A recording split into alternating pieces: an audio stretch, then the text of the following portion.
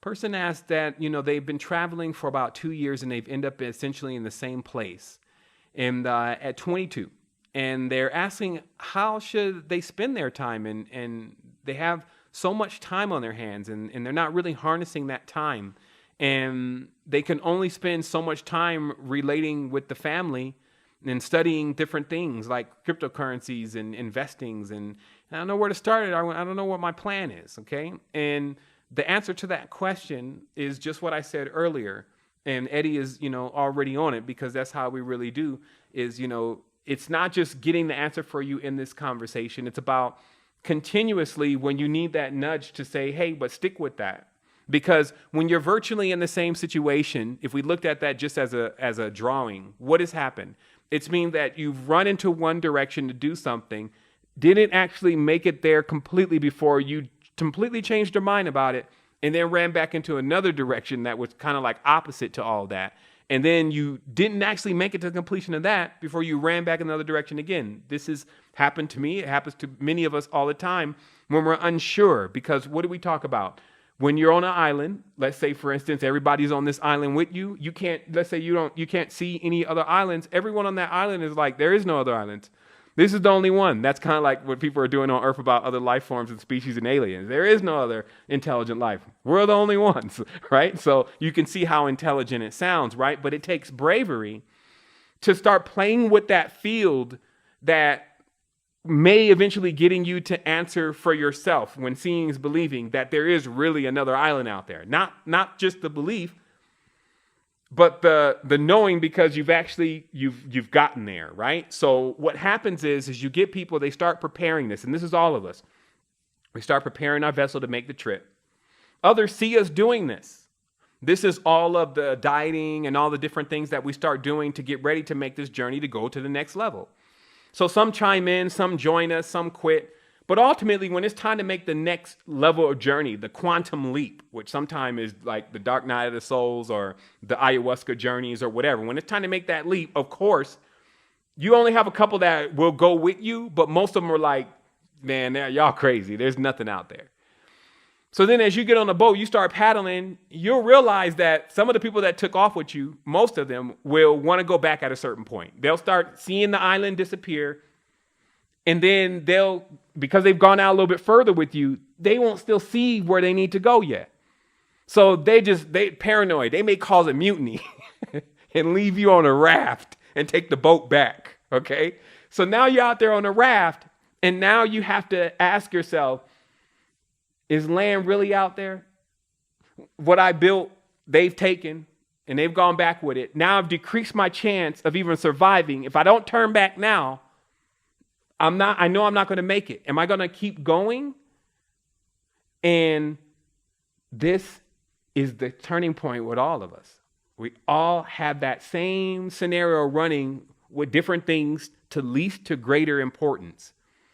I started learning how to spot that, and then realizing how to keep going. Because now it's so easy, it's almost like a program within itself. Every time I see everyone talking about it, when I see a nice chunk of people just all of a sudden leave me, just like, oh, he's doomed. Look what he's saying now, and they're gone. Now I know I'm headed in the right direction. They'll be back. Because they're the ones that jump off the ship right when it's supposed to do its thing, right? And I noticed even within, and I'm going to tell you something even deeper, and we got 8 more minutes here. I noticed even in, let's say, the trading of the cryptocurrency, because it's connected to real accounts. Those are not all the time robots. Those are real people holding wallets. The reason why you can use the Fibonacci sequence to track the movement of coins, like Brandon talks about, is because there's real people in there doing that. So that's their up and down swing. Like the market's up right now because it's full moon, duh. And the market is gonna, it's gonna have to correct itself. It may not be a massive correction. Don't go pull your money out. It's gonna hit the floor wherever the new floor is and keep coming. But if you think it's just gonna go parabolic, that's not healthy, right?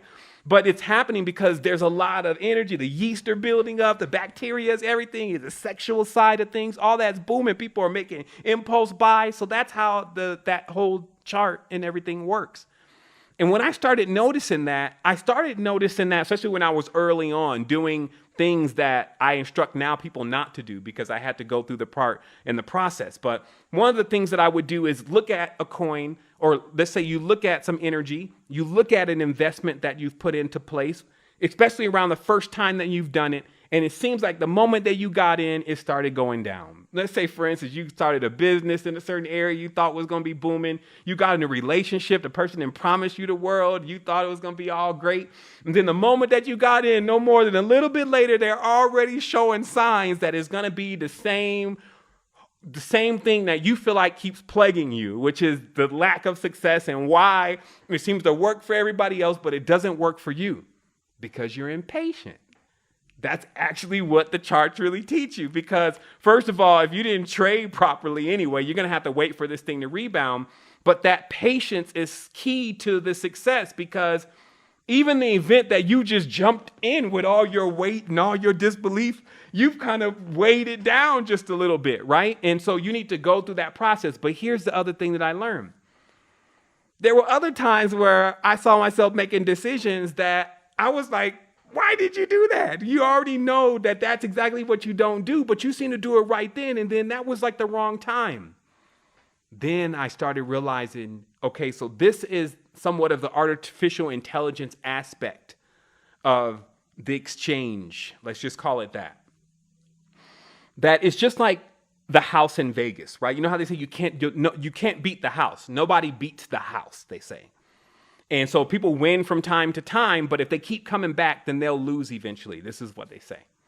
So what this is a product of is obviously the house has found mathematical calculations and used mostly that to determine how they're going to get a higher probability of losers versus winners so that they always stay up, okay?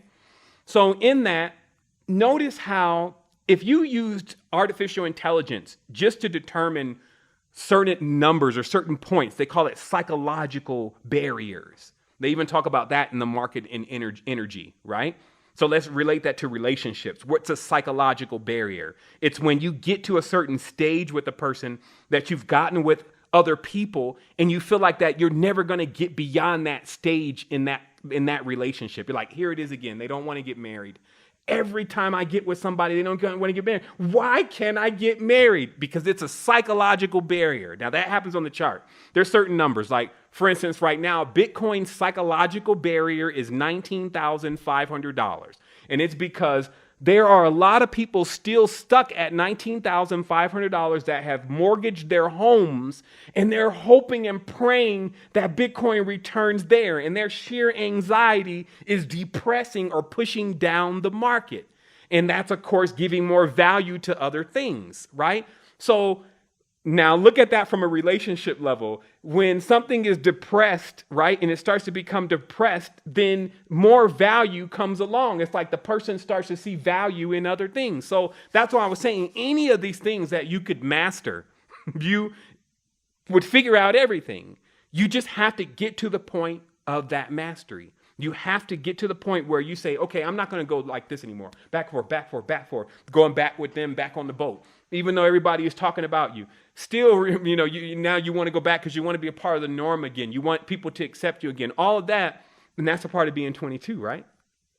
We're maturing a lot more faster.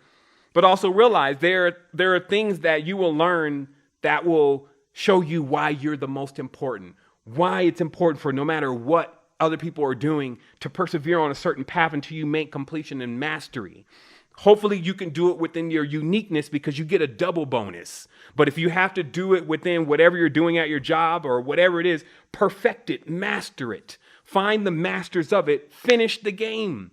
And then what you'll see is in there the same components of how to finish all of the games. And then you can choose which one you want to engage in based on the one that's going to be the most rewarding.